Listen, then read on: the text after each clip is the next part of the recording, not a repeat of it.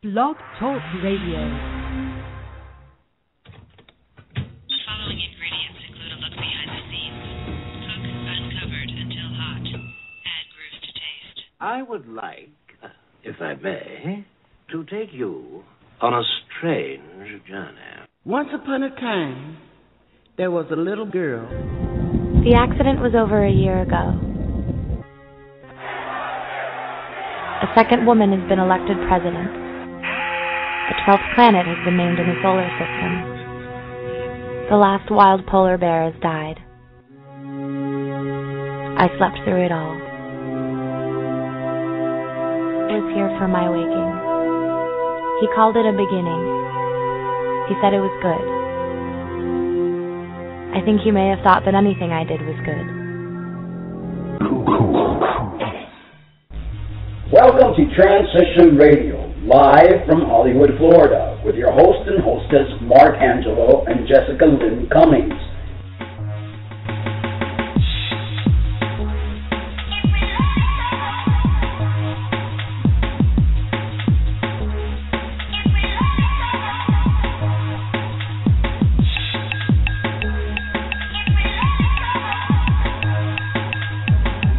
Show for trans folks, by trans folks, here to let your voice be heard.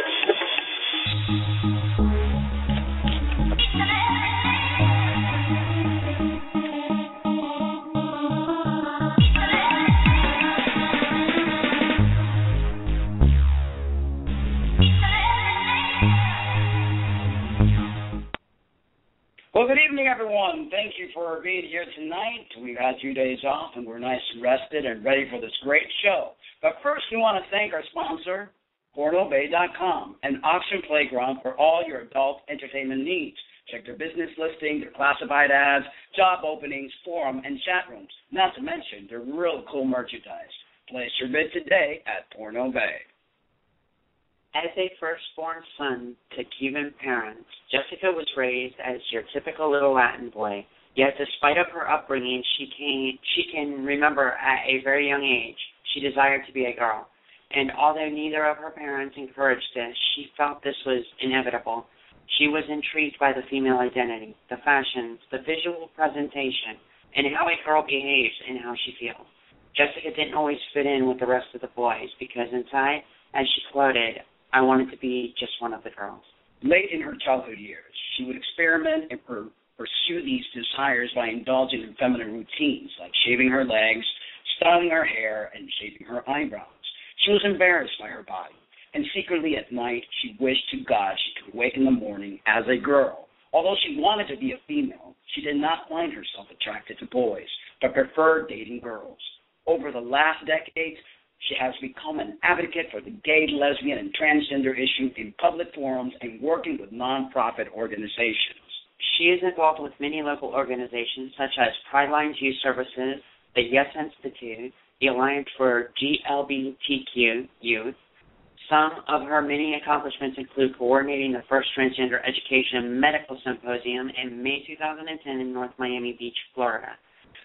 Other highlights include appearing nationally on television programs such as Larry King Live and internationally on Don Francisco Presenta, Maria Elvira Live, Seven Diaz, among others.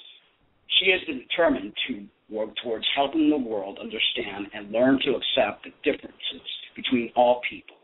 Now, welcome to the show, Ms. Jessica Lam. She's on live. Hey Jessica. there, how are you? Hi, Jessica. How are you, guys? We're doing great. I'm doing so great. How's Everything's fantastic. I just got back from Fort Myers. We're back from Fort Myers. It's been a long time since we've seen each other. Last thing we did together was Seven Diaz, which was a very nice it was. show. Siete Diaz, that's right. Yeah. So we're going to go ahead and ask a few questions for tonight. Jessica, being Cuban myself, I know too well that wrath and that prejudice towards anything that is not considered normal within that Cuban culture. How did your parents react to your decision in becoming the woman that you always knew you were?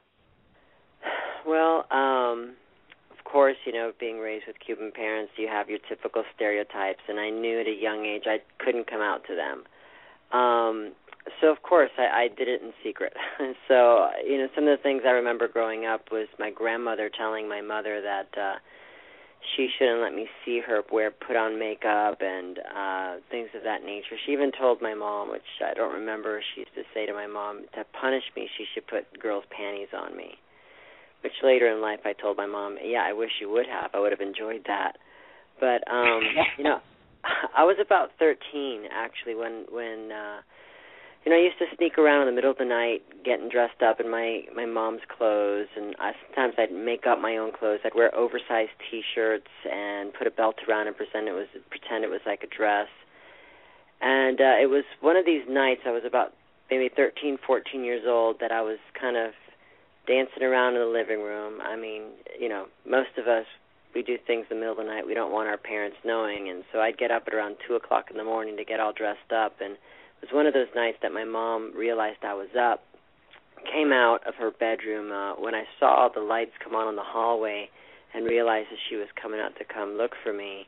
I ran to my bedroom, scared stiff that she saw me, dressed up as a little girl, and when I walked into my room, I tossed off whatever I was wearing, threw it under my bed, buried myself under the covers. She walked in, and, being a parent myself, I realized, if your kid's up in the middle of the night, one or two things are going on. Either one, no good, but I was a pretty good kid, so it wasn't that. Or they're not feeling well. So my mom naturally thought that I was feeling sick because she had noticed I was coming in and out of the bathroom.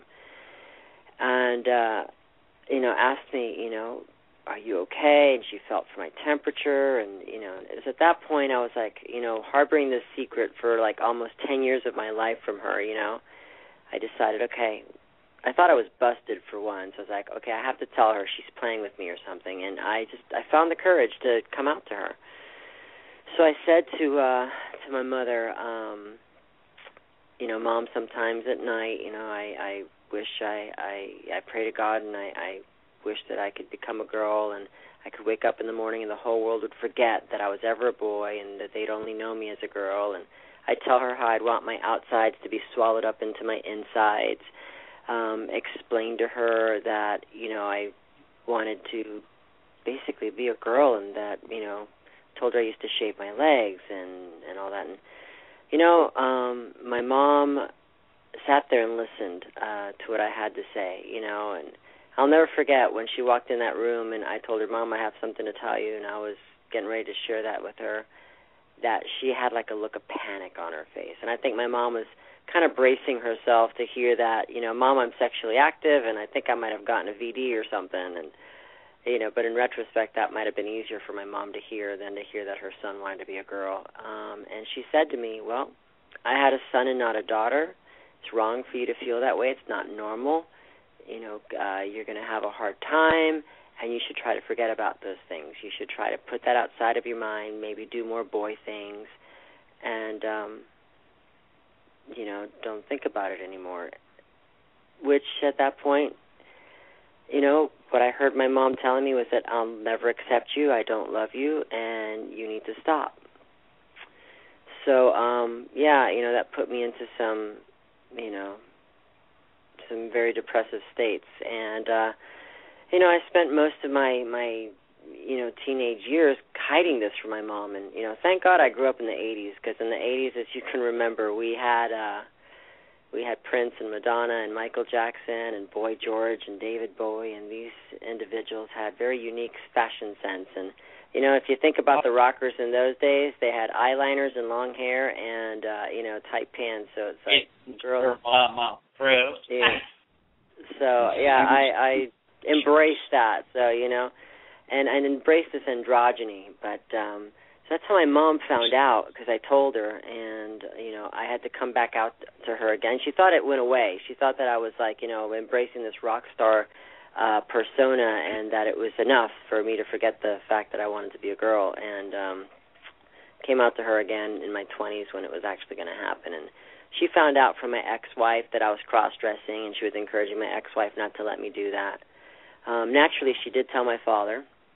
My father, what he eventually said to me was, if you remember back in the day, there was a columnist called Ann Landers, and there was an article there in the paper that a paramedic had been on call, and when he took the clothes off of one of his patients, underneath the male person was wearing female undergarments. And the question in the article was like, so how do I react? What's this all about? And of course, Ann Landers responded, this is probably a transvestite or possibly a transsexual. Sometimes it's a fetish. Very clinical type answers and just kind of a matter of fact. My father, I'm like 15 years old at this point. My father hands me this article and tells me to read it. I'm reading it. I'm like, scared stiff. Like, okay. So my mom told my dad. But, me being the punk that I was at 15, I read it, I threw it back to my father, and I was like, so? And my father looked at me, and he said to me, I know, and walked away. I was like, okay, that was it. So, in the end, the one who is my biggest supporter was my father, and it was my father who helped my mother really understand, which is kind of a switch for, having Cuban parents. You'd expect the father to be the one to be less understanding. But that was the same case in my family. My father was the one that accepted me and not so much my mother, although my mom's okay with it now, but my dad was like, well, I always wanted a son. So he's been very understanding. It seems weird because you feel it would be the mother, not the father. Absolutely. Yeah. So, but it was more of a heartbreak for my mom, My mom she loved her little boy. I was her firstborn, and you tell somebody, okay, well, I'm not who you thought I was, and it's kind of hard on them, Yeah, exactly. Well, that brings me to my next question. What was more difficult, coming out to your parents or coming out to your children? And please explain. Coming out to my parents, hands down. I came out to my children. They were probably about 5, 6, 7, and in around that time. I mean, I started transitioning when they were about 5 or 6, and I didn't really explain to them until they were about 6 or 7 years old. But they knew there were changes going on, and I did it very moderately. It wasn't like from one day to the next, Jesus became Jessica. It was something that I was trying to be responsible. I wanted to make sure my kids were okay. I had long hair. I was, I had a very thin physique. I dressed in very feminine type fashions. And, I'll never forget, it was actually, we were driving down one of the causeways. It's funny, my kids and I, we have the most intense and very impactful conversations when we're sitting in the car together. And we were stuck in traffic on the causeway because it was that year that the Cubans shut down the causeway to protest something. I forget what they were protesting, but I know it was the Cubans who were protesting. And it's ironic. And then I was parked there with my kids, and we started talking. My kids are like 6 or 7, and it was my youngest son, I think, who said, why do people call you like a girl and stuff, and why do you look like a girl? And I sat there and explained to him, look, sometimes I not that sometimes, but that I feel like a girl, and that, there's all kinds of people in the world. There's people who are tall, there's people who are short, people who are overweight, and some people who are thin. There's black, there's white, there's yellow. There's all sorts of people and realities and lives. And I told them, what matters most is what those people feel inside and how they treat people. And from a very basic and simple level, I just explained to them, the differences between people, and that I had a girl brain and that I wanted to be a girl, and that it was okay for me to feel that way, and that I love them, and that doesn't change. So, I was always honest with my kids. So when my kids asked me about something, I was honest to them about it. And now as adults, that's the thing that they appreciate the most. I've met your kids before, and they seem really well-wanted, wonderful kids. That brings me to my next question. How did the mother of your child react to your changes in the choice of making or becoming Jessica? Are you at all still friends with her? Well, currently we are good friends, but of course that was a difficult process. I'd always been her friend through everything, but there was moments in time where she was not my friend. But we work through things out. We work things out, and I tend to believe that it was my nature and my personality and the very forgiving part of my nature that allowed us to be friends in the end. But and of course we shared children, and so we had to get along somehow. I did fight for custody of the children and got custody of the children from her, and that happened in the year 2000. Obviously, she wasn't happy about that, but it was a battle. I mean, from when we got divorced until that point in time that I got custody of the kids. But I moved out of my house at the age of 17 because I figured, if I moved out of my house and I was living on my own, maybe with my girlfriend, having heterosexual sex every day, and being the man of the house, like we're raised to be like in these Cuban households, that I would forget this thought process of becoming a girl. I figured, sex, work, and living an adult life would make me forget, and that I could just put that behind me. Well, little did I know, alone with my thoughts, it was always there. And it came a point, I was about 18 at the time, that I came out to her. And probably not the best time to come out to your partner because we had just finished having sex. But, I was having a certain level of difficulty, of guilt, because it wasn't so much that I was having heterosexual sex. Is when I was having sex, I was imagining myself as a woman, and I was feeling guilty that I was having lesbian sex in a man's body with another woman, with the person I love. And so, I decided that I was going to tell her. I was a little more tactful than I was with my mother at 13 years old. And I said to her, I like to cross-dress. And she thought it was funny. She thought it was hilarious. Jessica? Huh? Are we sisters? Because a lot of what you're saying, the same thing happened to me, growing up and everything. It's amazing to hear somebody else that went through almost the same exact stuff that I did. Yeah. Not so much. I find a lot, in my experience working with the trans community, I mean, we all have very similar stories. There's a really, interesting thread that kind of ties us together.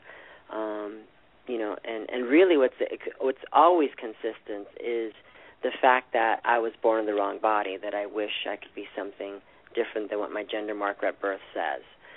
Exactly. That's the same. Well, what was the happiest day of your life, and did you have support to share this joy with somebody? Well, the obvious answer would probably be when I had surgery, being that that I'm transgender, but the honest-to-God truth, the happiest moment in my life was when my children were born. I would never change that. There's a lot of transgender individuals who, just want to forget the fact that they were ever another gender, and they want to live the gender that they felt that they should have been born as, and just kind of leave that person that they used to be behind.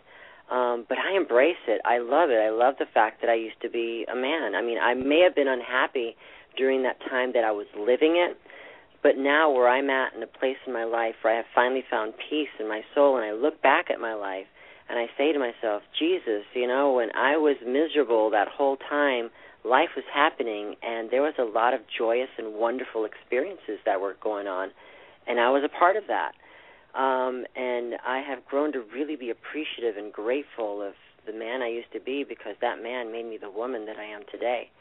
And I look at my kids, and that's the best thing I've ever done in my life. I mean, it doesn't matter, how many times I appear on TV, or how many times, I sit in front of an audience and talk about transgender issues and trying to make my place and my difference in this world. It's those kids that to me is my pride and joy. So you ask me happiness, that's my happiness, yeah. Awesome. Jessica, do you have someone special in your life? And if not, who would be that ideal person you would want to grow up with?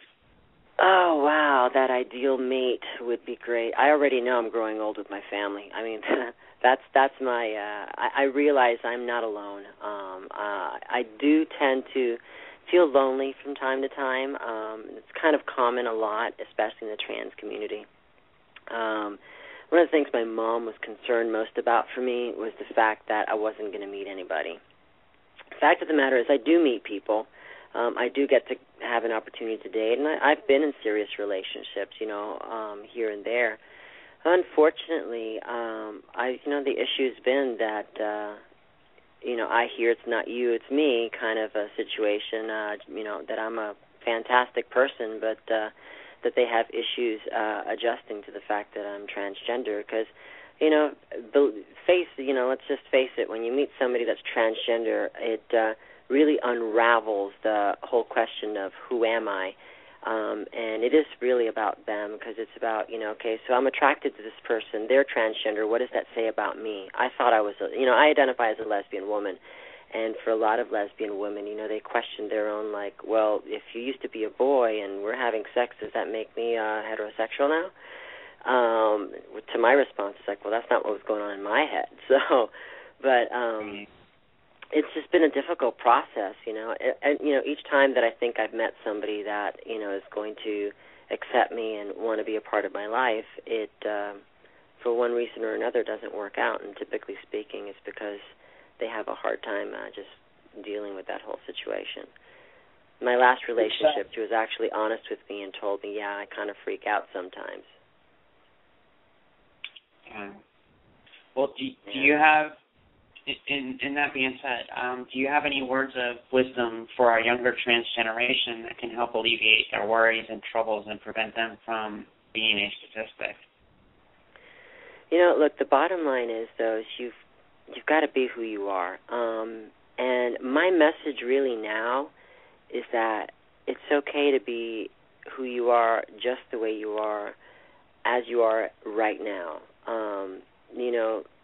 I see so many kids who, are looking for that finish line. I want to transition. I want to take the hormones. I want to have the surgeries, and I want to do it now. And once I can transition and become this gender I always thought I would be, my life is going to be so much better. When the reality of it all is that, post-operatively, those problems you had before, you had surgery are still there, You really have to sort of deal with the question of who you are and who am I, and like yourself first before you make all these changes. Those changes will happen once you start to figure out that whole question of who am I.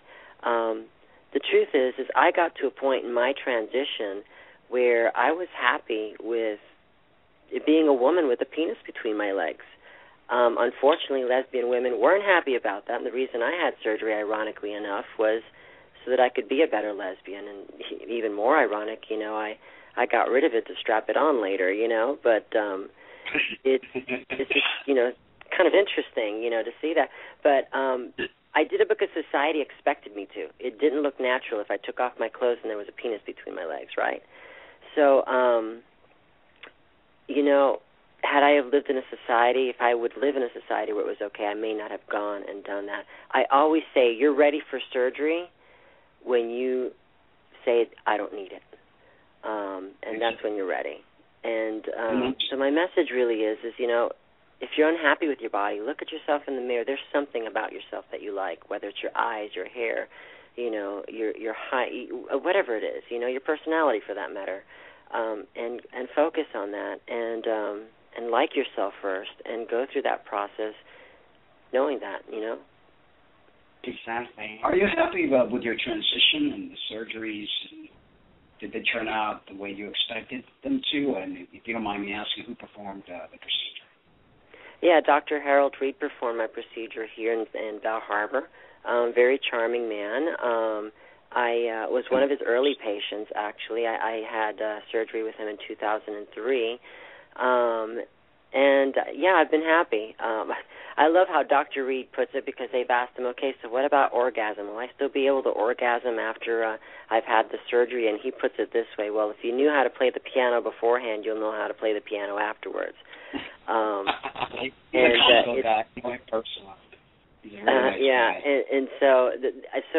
am able to reach a point of climax. But I will say this for the girls who are post-operative or going through the surgeries, you've got to.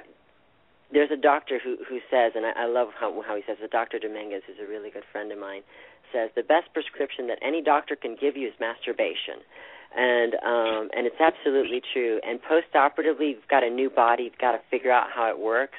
And I know it took me a good maybe, 24 hours to figure out, when Dr. Reed says, okay, it's okay, go for it, you could have sex, I was like, all right, let's spend a day figuring out how my body works. And it was just a matter of me figuring out, okay, what's going to make me, what's going to bring me pleasure. And so, you've got to learn your body, figure out how it works. It's a brand new piece of equipment, so, yeah. Did we just go from PG rating to R rating? Yeah, we did, didn't we? So, yeah. So I tried to keep it as clean as possible, so. No, it's okay. That's what it's about. It's all about education. But I like the way what you said that, people think the grass is always green on the other side. It's not. It's if you don't like yourself before you have implants or before you get rid of what you have down there, then having a new equipment is not going to make you like yourself anymore, or it's not going to make your problems go away. Exactly. And I got a good question for you, Jessica. Sure. What have you taken from your life experience? And if you could do this all over again, would you do it differently? Oh, wow, that's a great question. And as a matter of fact, I was just talking to a friend earlier this afternoon, and I was remembering a dream that I had, and it's perfect, and I'll share it with you now. I had this dream maybe a couple years ago when my father passed away. And, I used to go to the mall to buy concert tickets back in the 80s. And I used to sneak in through one of the side corridors so that I could be the first in line to buy tickets. I used to love to go see Van Halen and, Boy George and, all these bands that were back there. Although I would never admit that I'd go to a Boy George concert. But I was a boy, so it wasn't cool. But so in my dream... Not bad. Not bad, huh? So, anyway, so in my dream, I'm inside this, I'm sneaking into the mall like I was a teenager again. But I'm Jessica Lam at this point, sneaking into the mall, just kind of reminiscing. And I get my concert tickets, and I'm getting to walk out of the corridor. And then when I walk out the corridor, out the back, I transported back in time, and I found myself in some like open field near like a lake somewhere, and I stood underneath the tree, and I saw a band performing up on the stage, and I was just watching them and thinking to myself, man, that band's fantastic, they're great. And I look up on the stage, and it's me performing. I used to be a singer and a lead singer to a band, and we actually produced 2 albums in the late 80s, early 90s. And I'm listening to myself sing, and I'm looking at myself on the stage, and I'm like, wow, and I couldn't help but think that, oh, my God, I look so much like my son. And hearing that, how well it sounded, I remember thinking like Doc Brown, okay, I got to be careful not to approach myself so that I don't create a time paradox. And but after the concert, something, just compelled me, what if I could just tell myself that I could save myself from all this heartache and pain and just sort of like change how my history would go, and just make life better for myself. And so I decided I was going to approach myself after the concert, and it's interesting. I was probably about 17 years old in my dream. So it's like Jessica now and Jesus then, and I'm standing in front of myself, and I'm telling myself, hey, listen, everything's going to be okay. And me as a 17-year-old punk, and I knew exactly what I was thinking. I was like, who the hell's this woman? What do I care? Kind of a thing. But I was there going through the motions, just listening. And I'll never forget, I was about to tell myself. Yes. Seconds left of the show. So, no problem. So long story short, I hugged myself, and I decided that I was not going to change anything because my past makes me for who I am today, and I wouldn't change a thing. So, no, I'm happy. That is awesome. All that I did. Well, thank you so much, Jessica, for Jessica. being tonight's show. We got to say goodbye to our sponsors and a few things, announcements that we have to make. Thank you so very much. We enjoyed the interview. Thank you, listeners, for being here with us and listening to this wonderful interview. And check out pornobay.com. Place an ad. Add an item for auction. Be part of the forum or just indulge yourself. And there are many fun items to spice up your life and your world. Jess, I saw some really cute lingerie. I might just place a bid on it. Why are you giving me that look? It's not for me, silly. It's for you. Don't worry. I'm not into cross-dressing. I like to sleep in the nude.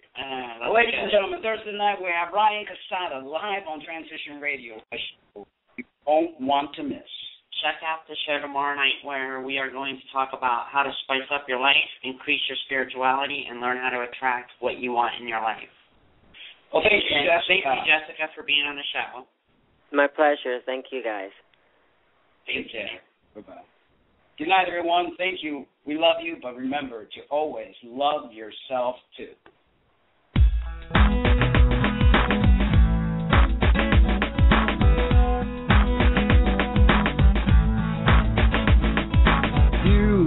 I'm trying to bring the message Armageddon.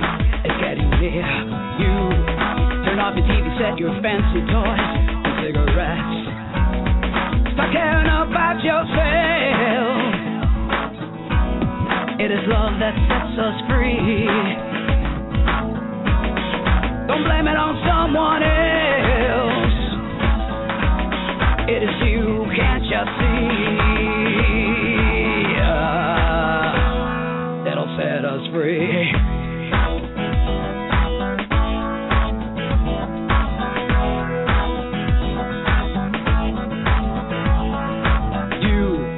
One that's sitting on that fancy car, how good it feels. You that's tearing down this planet with your fumes, are you for real? The one with the most toys wins. Is that how you feel? Just take a look around. We're dying in the field.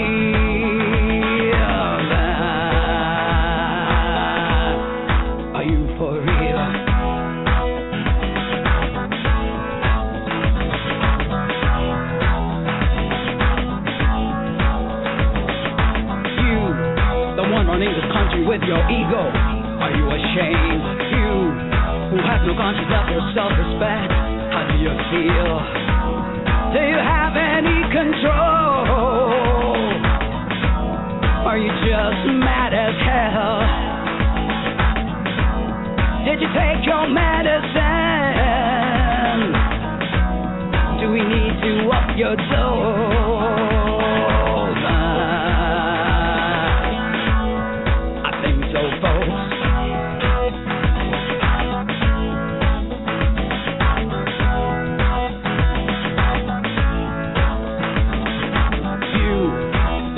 The power to bring change. What have you done? You who think that nothing matters in the end when you respond. When it all falls to hell, when the streets are filled with fire, will you fall down on your knees? In the end, will it all matter?